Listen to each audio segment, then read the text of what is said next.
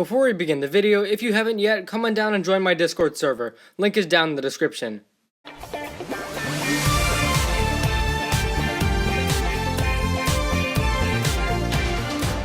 Hey guys, welcome back for my final set review for the island. In this one, we're checking out the Keeper's Village.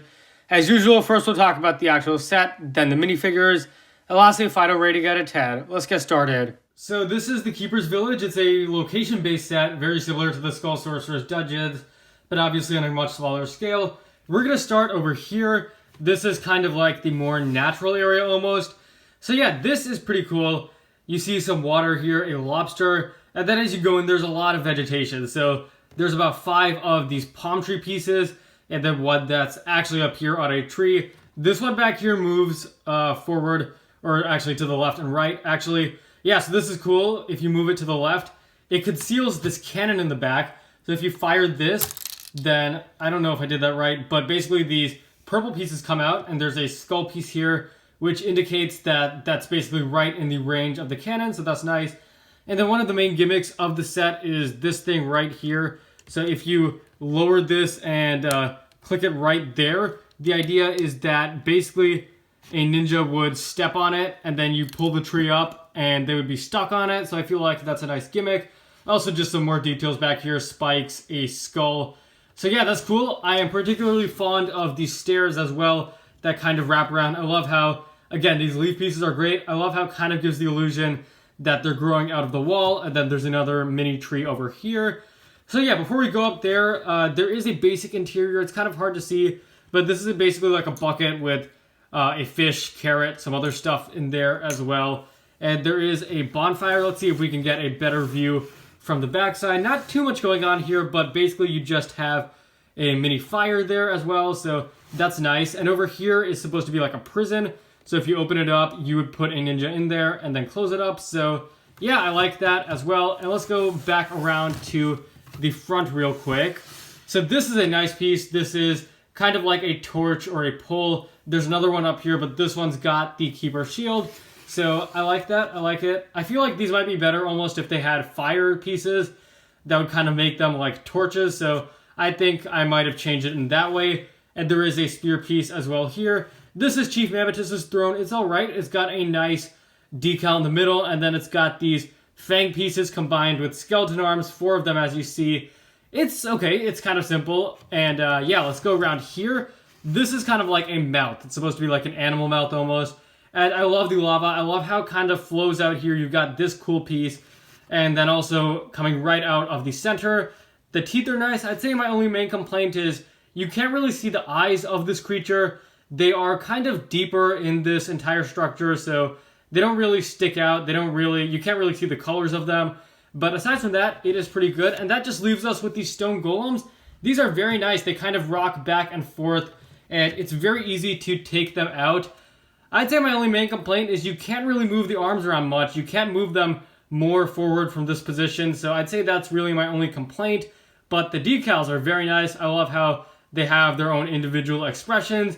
The storm amulet at the top with lightning pieces behind, and each one is slightly different, right? They all have different face stickers, yeah, and they have different weapons as well. This one at the top has these bigger pieces, so yeah, overall, stone golems are pretty cool. You can also take them out very easily. So I'd say actually these are, I think they're better in person than they look on the box art. But overall, a very good set. For minifigures, up first is Kai. And this is a very good suit. I love the different colors. First off, you definitely have some dark red elements, such as on the legs and this belt and even a little bit up there as well. And also the hairpiece is really good. I feel like this is a great combination of course, his normal hairpiece plus the headband. And the half mask. Half mask is great. I'm glad that these were brought back. Also, they make use of the Season 11 armor, which I have to say works pretty well here. But as for the main torso, you're going to notice that this one's is kind of similar to Jay's in terms of its design. Kind of like this V shape going down. And I feel like that's good. I feel like, you know, the thing about this suit compared to Jay's is they kind of are similar, but there's also enough that makes them different as well. I, again, like the use of 2 belts here. The one on the top is kind of like a utility belt, and the one at the bottom is more like your traditional karate belt. Again, the details are great, especially on that V shape, and you got his season 11 symbol, on the top left of this minifigure. So yeah, very good. And let's take this out and bring in Jay next. So yeah, we were talking about Jay before. This one is kind of similar in the sense that it's got this same V-shaped pattern pretty much. But this one is a bit different. One thing that I really like is how, that V-shape is kind of outlined with this light yellow line. I feel like that's a really good detail. And then, of course, the season 11 symbol up in the top left is in yellow as well. This one's also got the utility belt, but there are two of them here. You see one going diagonally, and then the one on his waist going horizontally. So that's really good. This one is a bit more complex or complicated in terms of the design elements compared to Kai. It's a very good suit. I also like the legs as well. But yeah, definitely one of the details, again, that I really like about this suit is those thin yellow lines. I feel like that is very creative. It just kind of adds a nice touch to this suit. As usual, the hairpiece with the headband is pretty good as well. And then the arms you see this darker shade of blue. We can't really see much on the back because, again, most of these suits, I think all of them actually have the Season 11 armor. But yeah, pretty good suit, I would have to say. I really do enjoy this one as well. And then we have Cole. So I would say that this one is probably my least favorite of the island suits, but it's not bad. It's just that the style is different compared to the rest, I feel.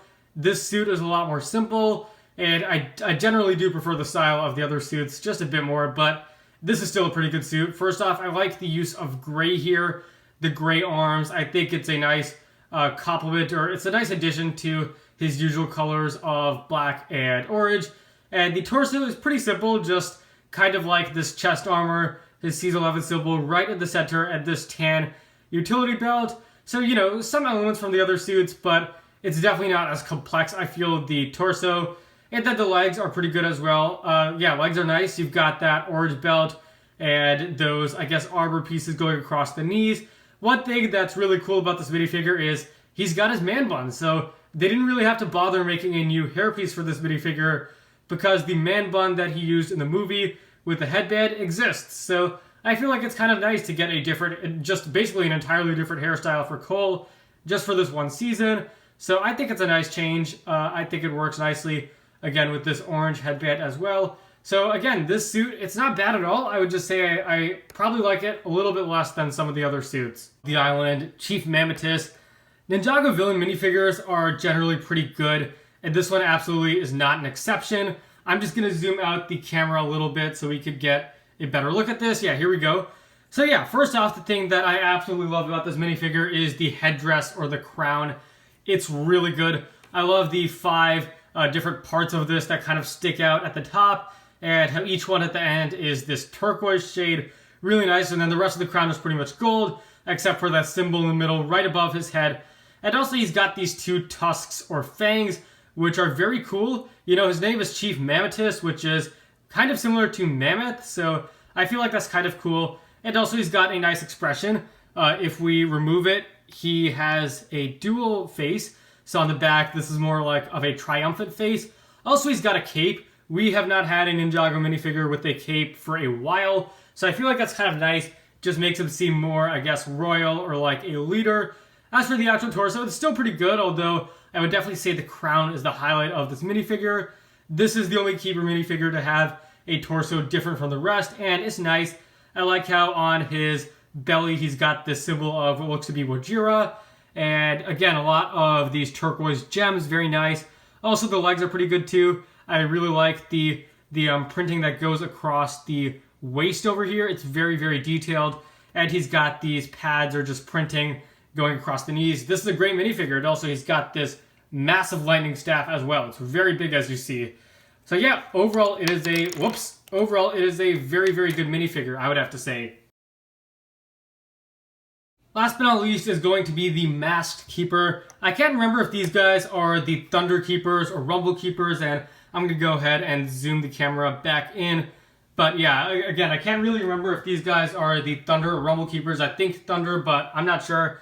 And as I've said in past reviews, it's definitely a shame these guys don't appear in the show because I really like this mask piece. I feel like it's kind of intimidating. I love how large the mouth is and the teeth. Also, the eyes are pretty good, especially with that black outline that kind of makes them appear bigger. At the top is this gold section with kind of these two turquoise patterns that almost look like waves, I would say. So yeah, this is very good. If you take it off, he's got a face underneath as well. So the face is pretty nice. And, you know, the torso, it's the typical keeper torso. I'm not really going to say too much about it. It's pretty good.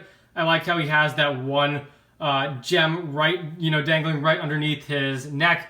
And then the rest of the torso is pretty good too. I think it makes nice use of these light colors. You know, light purple is pretty much his entire body. And then the torso itself, he's got this tan clothing. And overall, the keepers are pretty good minifigures. Not the best, but still pretty good. Overall, I really like this set. Again, I feel like it's kind of similar to the Skull Sorcerer's Dungeons. It's a location-based villain set, but at the same time, it feels different than your standard temple. So yeah, I would have to say I'm definitely a fan of this set. I feel like there are a lot of really cool elements. I love how it transitions from the jungle into the village. It's a very nice transition. I also have to say the snow golems are really good. They're definitely better in person than they are on the box art. And just in general, probably the most creative part of both the season and the set wave. And that's about it. I'm going to give this set a rating of 9.5 out of 10. Thank you all so much for watching. If you enjoyed, be sure to leave a like, subscribe, share with anyone and everyone you know. Share your thoughts on this set, The Keeper's Village, below, and I'll see you next time.